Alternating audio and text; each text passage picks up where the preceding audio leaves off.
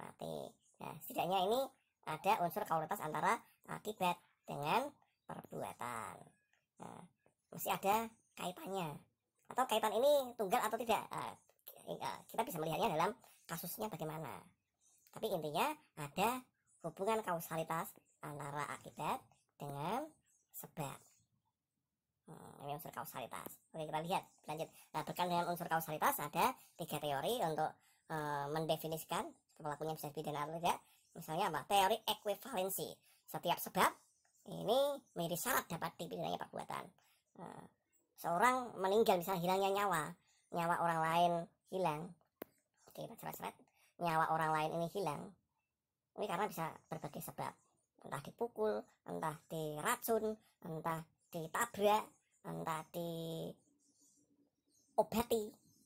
diobati kalau obatnya overdosis ya bisa menimbulkan hilangnya nyawa orang lain, macam-macam. Nah, kalau ini akibat ini terjadi karena rangkaian perbuatan, ini penyidik nantinya harus merangkai perbuatannya. Nanti akan kita bahas. Kemudian teori individualisasi, sebab mana yang dominan. Berarti tidak hanya syarat saja, tapi sebab yang dominan ini misalnya disebabkan oleh faktor A, faktor B, faktor C, kan banyak. Nah, ini sebab mana yang paling dominan? Meninggalnya, hilangnya nyawa ini karena faktor A ini. Karena faktor A ini sudah langsung ke arah organ-organ vital kehidupan, sehingga si korban tidak dapat hidup. Nah, bisa jadi kita memakai teori individualisasi untuk mempidanakan pelaku yang melakukan faktor A. Misalnya tadi apa? Memakai benda tajam sampai ke mengarah pada organ ke jantung misalnya. Ini terhadap faktor A dapat pidana. Ya meskipun nanti muncul lagi ada faktor B sama C. Ada orang yang menolongnya juga menyebabkan misalnya si korban kehabisan darah. Ya ini faktor yang paling dominan mana ya, ini nanti terserah penyidiknya. Nah, ini menjadi kewenangan penyidik untuk melihat mana sebab yang layak untuk dipidana. Ataukah dia memakai teori ekuivalensi, individualisasi karena sebab dominan, atau teori generalisasi. Nah, pada umumnya perbuatan tertentu akan berakibat terjadinya suatu delik. Mana akibat yang secara umum bisa menyebabkan delik, misalnya A atau B atau C. Nah, tergantung bagaimana penyidik melihat berbagai perbuatan yang menjadi sebab terjadinya akibat yang dilarang oleh undang-undang, yakni hilangnya nyawa orang lain.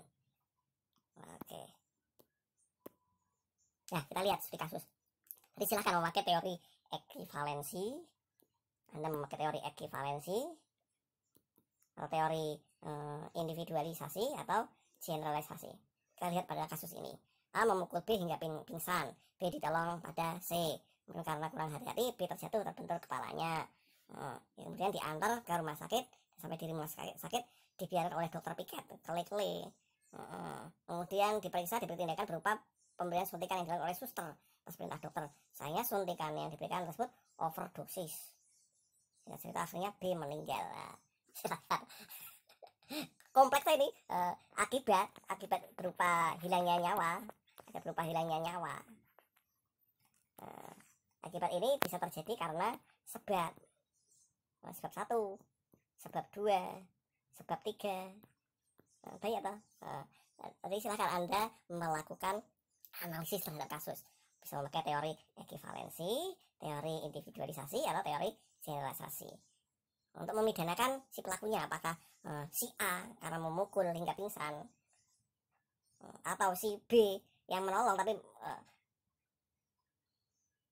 atau kok si B, si C yang si C yang menolong tapi menjatuhkan si korban, atau si susternya dan dokternya. Nah, ini ketiganya bisa diancamkan pidana menurut ketiga teori tadi. Nah, kewenangan untuk mengancamkan penuntutan ini diserahkan pada penyidik. Hal ini adalah polisi. Nanti terus ke jaksa untuk melakukan penuntutan. Oke, next. Macam-macam tindak pidana. Formil material, komisionis, omisionis, omisionem, komisa. Nah, kompleks ini. Ini delik berbuat dan tidak berbuat ya, yang kedua ini.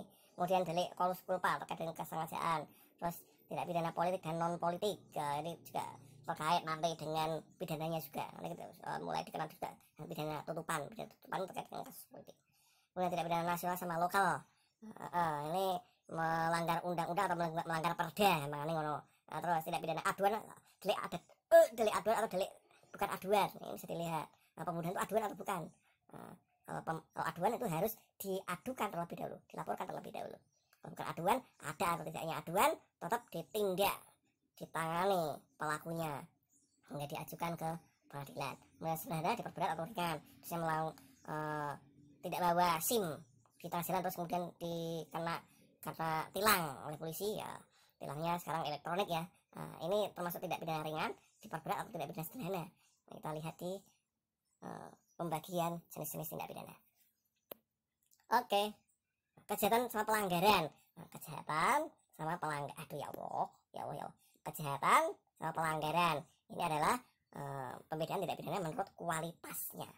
Kualitatif berarti apa? Kualitas perbuatannya. Kalau kejahatan ini bertentangan dengan keadilan atau melawan hukum, onreh matehdan, maka dikenalkan onreh matehdan, melawan hukum. Reh ini di sini adalah hukum dalam arti keadilan. Kalau ini pelanggaran arti wet delik, ya, dirumuskan dalam undang-undang atau tidak, itu intinya. Tapi dari sisi hukumannya atau pidananya ini juga menyesuaikan. Kalau kualitasnya mengancam keadilan, mengancam nyawa, jiwa, harta, ini pidananya lebih tinggi. Makanya ada tidak pidana biasa, ada tidak pidana diperberat, ada tidak pidana ringan. Tidak pidana ringan itu karena pidananya rendah dan yang dilakukan oleh pelaku juga tidak melawan hukum, tapi hanya melanggar undang-undang, pelanggaran undang-undang. Seperti apa tadi? Melakukan pelanggaran lalu lintas. Ini jenis bukan kejahatan ini. Misalnya ancaman pidananya juga lebih rendah. Tindak pidana formil material, perbuatan yang dilarang, akibat yang dilarang. Yang penting ya pembagian formil material. Formil material ini akibat yang dilarang. Misalnya tadi pembunuhan atau pencurian misalnya, ya klasik ya. Kalau perbuatan yang dilarang, ini bukan tentapan. Sorry. Perbuatan yang dilarang, setelah di perbuatannya yang dilarang, bukan akibatnya. Nah, kalau pencurian itu si korban merasa dirugikan atau ikhlas saja barang yang dicuri. Ini juga negara tidak ambil pusing terhadap aduan dari si korban. Dia merasa kehilangan atau tidak, tapi kalau perbuatannya itu memenuhi rumusan delik pencurian, ini bisa dihukum. Makar misalnya, makar itu apa? Kudeta. Kudeta ini dipidana karena prosedurnya atau proses yang dilakukan itu bisa membahayakan akibat. Berarti bukan akibatnya, bukan ketika terpenuhi akibatnya saja ia baru dipidana, tapi ketika melakukan sebab-sebab yang bisa menimbulkan akibat, ini juga sudah dilarang. Kudeta itu seperti hanya percobaan makar ya, makar itu percobaan kudeta. Kalau kudeta berhasil, berarti ya si orang yang pelaku pihak yang mengkudeta tidak dapat dipidana karena ia bahkan menjadi penguasa yang berhak menghukum pihak lawannya. Nah, negara akan menghukum tindak pidana yang tidak hanya berorientasi pada akibatnya yang dilarang ini berhasil dilakukan, tapi hanya melakukan sebab saja, itu sudah diancamkan pidana, sudah bisa dipidana. Oke, next. Ya, tadi sudah dibahas tadi. Ibu bisa dipidana kalau ia punya anak dan ia tidak melakukan apapun untuk agar anaknya hidup, misalnya dengan air susunya ia bisa menghidupi anaknya, tapi ia tidak mau dan tidak memberikan apapun yang diperlukan anak agar tetap survive misalnya. Nah, si ibu ini bisa dipidana karena ia melakukan perbuatan dengan cara tidak berbuat. Perbuatan dengan cara tidak berbuat. Dolus culpa, sengaja lalai, kita bahas nanti di pertemuan lanjutan. Delik aduan bukan aduan. Silahkan ini perzinahan itu delik aduan atau tidak aduan. Tapi dalam KUHP kita ini dimasukkan dalam delik aduan.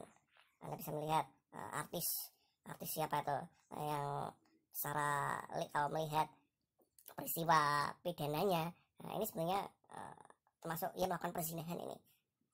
Tapi karena si suaminya tidak mengadukannya, maka si pelaku ini tidak dapat dipidana perzinahan. Nah ini KUHP kita sekarang. Silahkan kalau kita membuat RUU KUHP berikutnya, apakah ini mau diubah atau semakin kita legitimasi keberadaannya, monggo silahkan. Kemudian penghinaan, orang yang dihina tidak merasa terhina misalnya, ya ini tidak dihina, yang dihina tidak merasa terhina dan tidak melaporkan, intinya dimelaporkannya ya. Kemudian pencurian dalam keluarga juga delik aduan, relatif ya, ini delik aduan relatif. Selain ini yang telah ditentukan dalam undang-undang, ini adalah merupakan delik bukan aduan atau delik biasa, akan ditangani oleh negara tanpa memperdulikan adanya laporan atau aduan sebelumnya. Next, tidak pidana sederhana diperbuat ringan ya, tipiring yang masuk tipiring. Kalau misalnya pelanggaran lalu lintas ini onrah matahdat atau onwet matahdat, ya, silahkan Anda lihat. Onrah matahdat ini melawan hukum dalam arti keadilan, ada kepentingan hukum yang dilindungi oleh negara atau kepentingan undang-undang, misalnya hanya ketertiban saja. Masuk masalah kualitas tindak pidananya. Ini ya aja. Ada pertanyaan silahkan isi kolom di YouTube channel saya. Terima kasih. Assalamualaikum warahmatullahi wabarakatuh.